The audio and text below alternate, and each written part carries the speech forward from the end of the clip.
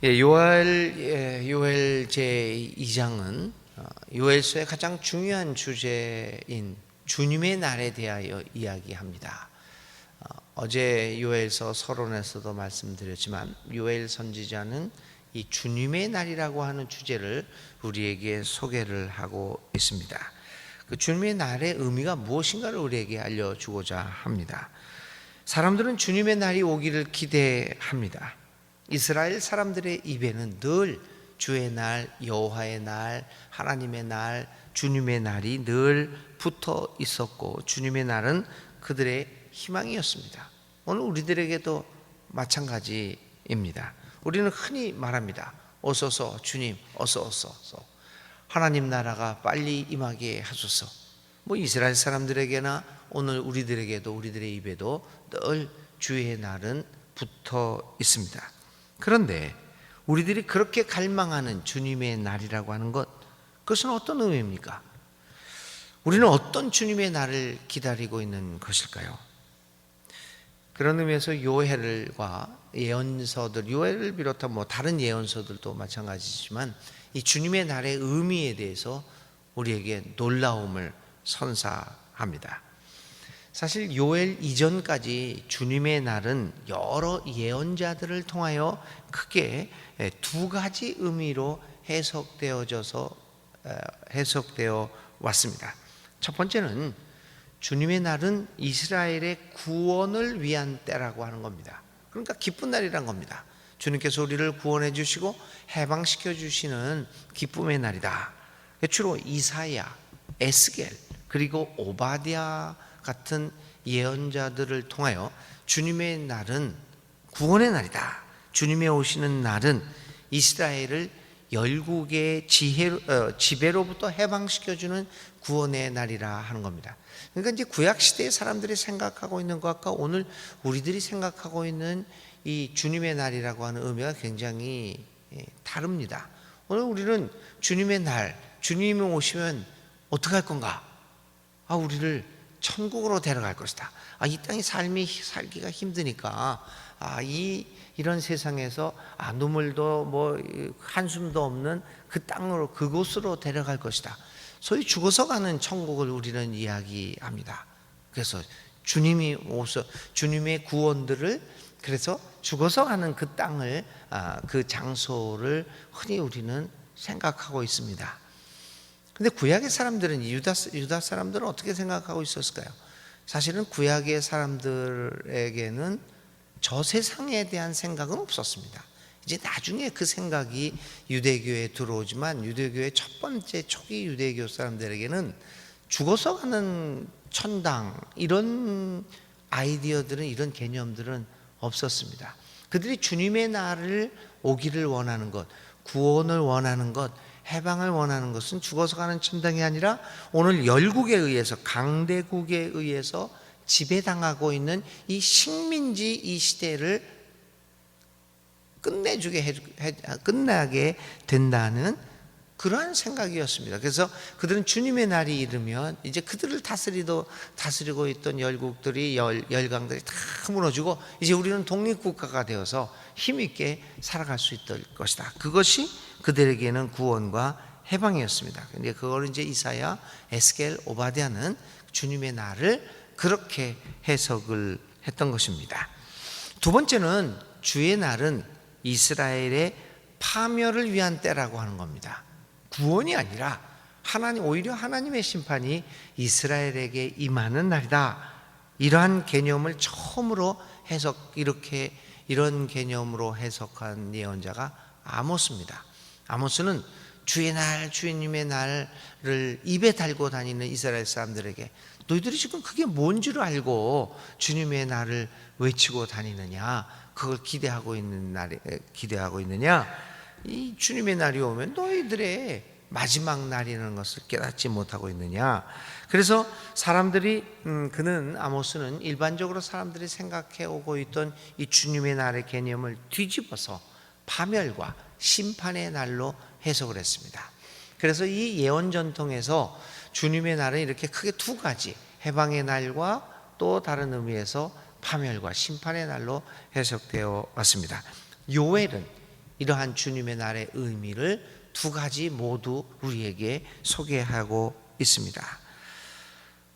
심판의 이 구원의 날이기도 하지만 심판의 날이기도 하다.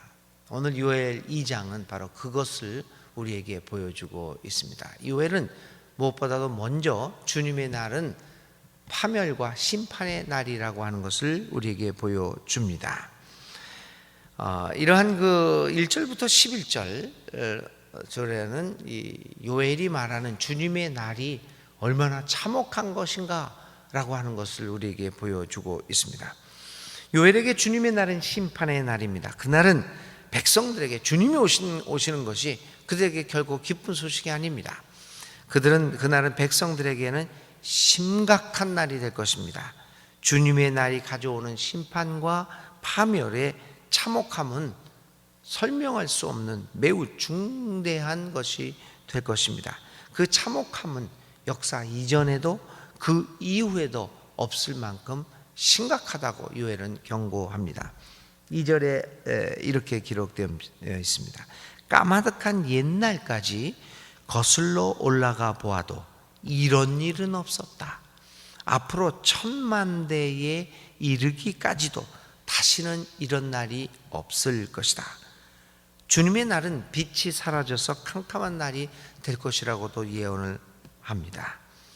이렇게 요엘은 죄인들을 향한 심판과 파멸의 날인 주님의 날의 참혹함과 황당함을 메뚜기의 습격에 비유하여 설명합니다.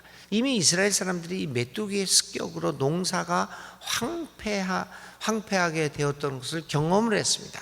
근데 그것은 될 게 아니라는 겁니다. 그 메뚜기의 습격보다도 더 훨씬 강한 파멸과 심판이 너희들에게 있을 것이다. 이것을 경고하고 있습니다.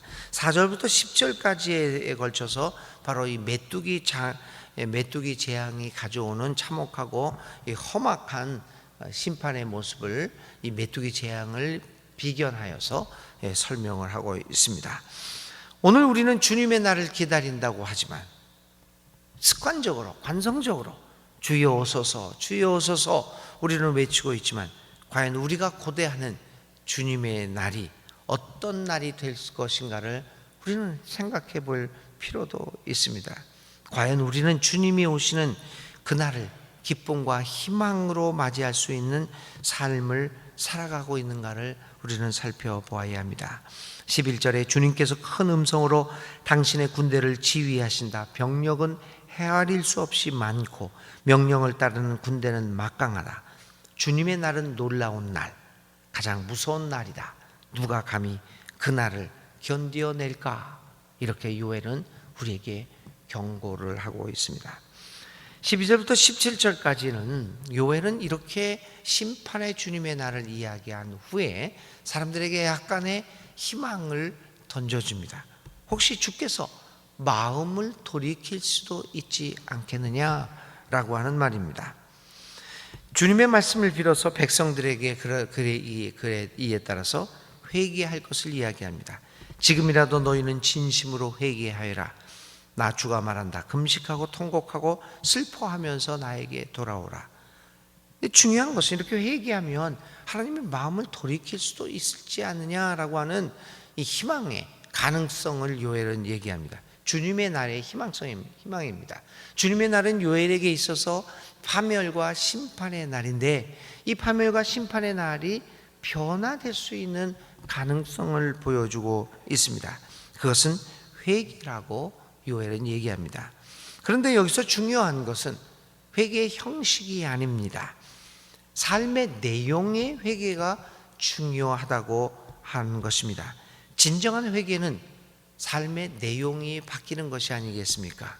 아무리 겉의 형식을 바꾼다고 하더라도 삶의 가치관이 바뀌지 않는다면 그것은 의미 없는 일이 될 것입니다. 삶의 내용을 바꾸기 위해서는 마음을 찢는 아픔이 뒤따라야 합니다. 삶의 내용, 삶의 가치관이 바뀌지 않고서는 안 되죠. 그 마음을 찢는 아픔인데 아픔 없이 어찌 삶의 변화가 이루어질 수 있겠습니까? 어떻게 자신이 손해를 보지 않으면서 자신이 불이익을 감당하지 아니하면서 이러한 아픔 없이 삶의 변화가 이루어질 수 있다라고 우리는 생각할 수 없을 것입니다. 그래서 요엘은 이스라엘 백성들에게 옷을 찢지 말고 마음을 찢으라고 요구합니다. 그런 아픔을 넘어서서, 마음을 찢는 아픔을 넘어서서 진정한 삶의 변화가 발생한다면 파멸과 심판의 의미를 가지고 있는 이 주님의 날이 변하여 해방과 구원의 날이 될 수 있음을 말합니다. 13절과 14절을 이 발췌해서 여러분들에게 세번역으로 읽으면 이렇게 읽을 수 있습니다. 옷을 찢지 말고 마음을 찢어라. 주께서는 돌이켜 재앙을 거두시기도 하신다. 주님께서 마음과 뜻을 돌이키시고 오히려 복까지 베푸실는지 누가 알겠느냐. 이렇게 요엘은 이스라엘 백성들에게 소개하고 있습니다. 주님의 날을 복과 은혜와 구원과 해방의 날로 바꿀 수 있는 것은 우리의 마음 찢기입니다. 마음을 찢읍시다. 주님께로 돌아갑시다.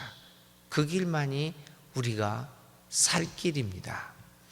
18절부터 27절에는 이렇게 마음을 찢고 돌아오는 이스라엘 백성들에게 대한 은혜의 약속과 희망을 요엘은 말합니다. 요엘은 이런 하나님이 이스라엘 백성들에게 응답하고 그들을 억압하는 그 강대국들의 세력들로부터 이스라엘을 해방시켜 주실 것입니다.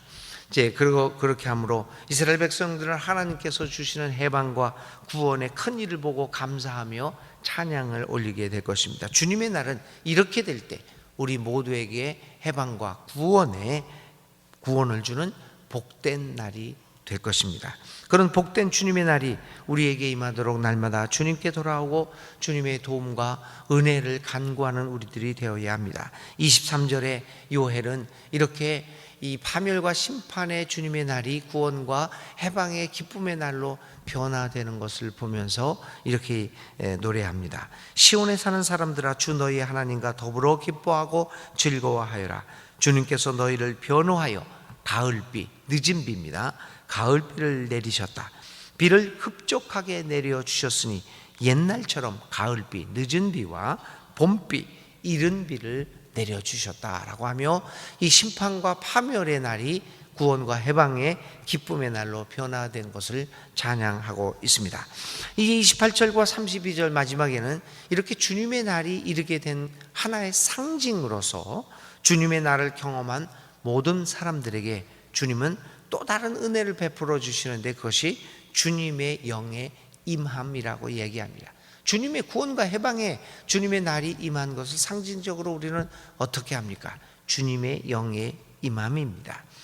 이제 사람들은 어린아이나 혹은 어른이나 상관없이 하나님의 영을 받게 될 것입니다. 내가 모든 사람에게 나의 영을 부어주겠다. 너희의 아들, 딸은 예언을 하고 노인들은 꿈을 꾸고 젊은이들은 환상을 볼 것이다. 그때가 되면 종들에게까지도 남녀를 가리지 않고 나의 영을 부어주겠다. 주님의 날이 오면 이 기쁨과 구원과 해방의 주님의 날이 임하게 되면 이 하나님의 영이 임하는데 이 하나님의 영은 어떤 특정한 사람들에게만 해당되는 특수한 상황이 아닙니다. 하나님은 자신의 사랑하는 모든 사람들에게 그의 영을 부어줄 것입니다. 하나님의 영의 임함으로 인하여 사람들은 이제 하나님의 뜻을 분별하게 될 것입니다. 여러분, 하나님의 영이 우리에게 임해서 젊은 사람들이, 우리의 아들, 딸들이 예언을 하고 노인들은 꿈을 꾸고 젊은이들은 환상을 볼 것이다. 여기서도 우리가 주의해야 합니다. 예언한다고 해서 또 앞으로 있을 일을 점치듯이 마치는 것이 예언이 아닙니다. 1992년도 그 안팎으로 여러분들이 잘 아는 그 다미선교회라는 것이 있었죠. 그 이장님 그 사람을 중심으로 해서 그랬을 때 어떻게 했습니까? 너희 어린 자녀들은 예언을 한다고 그래서 뭐 창신동 소년 무슨 소년 그래가지고 뭐 어린이들이 예언을 한다고 거기에 몰려가가지고 점치듯이 이렇게 받고 그랬던 일을 여러분 기억하십니다. 젊은이들은 환상을 볼 것이다. 뭐 눈앞에 번쩍번쩍하는 환상. 여기서 얘기하는 건 그런 것들이 아닙니다. 그러나 하여튼 하나님의 영이 오늘 우리에게 임하게 되면 예언과 꿈을 꾸고 환상을 볼 것이다. 이 예언과 꿈과 환상이 뭐하고 관련된 겁니까? 개인이 성공하고 뭐 이런 것이 아닙니다. 우리들이 하는 예언, 우리들이 꾸는 꿈, 우리들이 보는 환상, 이런 다 하나님 나라와 관계 있는 겁니다. 사랑과 정의와 생명과 평화의 하나님 나라와 관계된 것입니다. 그것이 내가 나의 개인적인 이득을 위한 예언과 환상과 꿈을 보는 것이 아닙니다. 주님의 해방과 구원의 날이 임하면 우리 모두에게 하나님의 영이 임하여서 어린 자녀부터 시작해서 저 어르신들까지 예언과 꿈과 환상을 보게 될 것, 꾸고 보게 될 것입니다. 하나님 나라가 이루어질 수 있다라고 하는, 이 땅 위에 우리의 하나님의 그 나라가 이루어질 수 있다라는 꿈을 꾸게 될 것입니다. 우리가 어떻게 내가 하나님의 영을 받고 하나님의 영에 나의 삶에 임하고 있는가를 알 수가 있겠습니까? 그것은 우리가 하나님의 나라에 대한 꿈을 아직도 꾸고 있느냐 그렇지 않느냐라고 하는 것입니다. 만약 하나님의 영이 우리에게 있다면 우리는 나이와 상관없이, 내가 남자건 여자건 내가 어떤 위치에 처해 있건 그거 상관없이 우리는 하나님의 나라에 대한 예언을 계속해 나갈 것입니다. 이제 나이가 들어서 내가 할 수 있는 일이 없다라고 하는 그런 사람들까지도 하나님의 나라가 이루어질 수 있다라는 꿈을 꾸게 될 것입니다. 젊은 사람들은 자신의 앞길만 챙기는 것이 아니라 이 땅 위에 사랑과 정의와 평화와 생명의 하나님의 나라가 이루어질 수 있다는 비전, 환상들을 보게 될 것입니다. 그것이 바로 오늘 우리 가슴속에 아직도 하나님의 나라에 대한 꿈이 피어나고 있다면 그것은 여러분들에게 하나님의 영이 임한 증거입니다. 주님의 영을 받고 주님의 뜻을 분별하고 이름을 부르면서 뜻 가운데서 살아가는 사람은 구원과 해방의 주님의 나라, 주님의 날을 맞이하게 될 것입니다. 그래서 요엘은 32절 2장을 이렇게 맞춥니다. 주님의 이름을 불러 구원을 호소하는 사람은 다 구원을 받을 것이다. 오늘 하나님의 요엘 2장을 보면서 주님의 나라를 생각하며 우리 마음속에 하나님의 나라를 향한 꿈과 예언과 환상이 있기를 간절히 기도드립니다. 자, 오늘 우리들이 해야 할 단어는 마음 찢음과 주의 영의 임함입니다. 주님 마음을 찢고 주님의 영이 임함으로써 하나님 나라를 향한 꿈과 예언과 환상을 볼 수 있는 우리들의 모습을 생각하면서 기도하시기 바랍니다. 오늘의 기도드립니다. 주님, 우리는 주님의 날을 기다립니다. 우리의 마음을 찢고 주님의 영의 인함으로 인하여 주님의 이름을 부르고 주님 안에서 주님의 뜻 가운데서 살아감으로써 주님의 날을 구원과 해방의 기쁜 날로 기다릴 수 있도록 하여 주소서. 주여, 우리에게 영으로 임하소서. 어른들에게도 젊은이에게도 어린아이에게도 주의 영의 임함을 허락하소서. 혼란한 이 시대에 주님의 영으로 주님의 뜻이 무엇인지를 제대로 분별하고 주님의 일을 할 수 있는 우리들이 되게 하소서. 예수님의 이름으로 기도를 드립니다. 아멘. 자, 오늘의 실천입니다. 나는 어떤 부분에서 마음을 찢어야 하는 것을 살펴보고 또 주님의 영이 나의 마음 가운데 삶에 임하게 해주셔서 오늘도 하나님 나라를 향한 예언과 꿈과 환상을 갖게 하소서 기도하는 그 기도문을 한번 작성해 보는 실천을 하시기 바랍니다. 우리 주님 가르쳐 주신 기도드립니다. 하늘에 계신 우리 아버지, 아버지의 이름을 거룩하게 하시며 아버지의 나라가 오게 하시며 아버지의 뜻이 하늘에서와 같이 땅에서도 이루어지게 하소서. 오늘 우리에게 일용할 양식을 주시고 우리가 우리에게 잘못한 사람을 용서하여 준 것 같이 우리 죄를 용서하여 주시고 우리를 시험에 빠지지 않게 하시고 악에서 구하소서. 나라와 권능과 영광이 영원히 아버지의 것입니다. 아멘. 오늘 하나님 앞에 간절히 기도하실 때 주께서 우리와 함께하고 계십니다.